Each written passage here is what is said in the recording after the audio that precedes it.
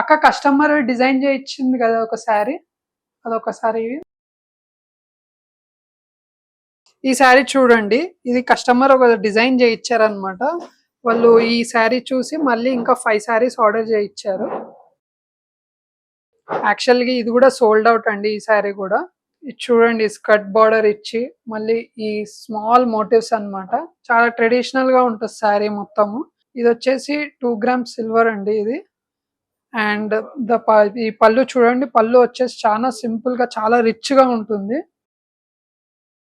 Border చూడండి, border వచ్చి small border and Bentex border అంటారు దీన్ని.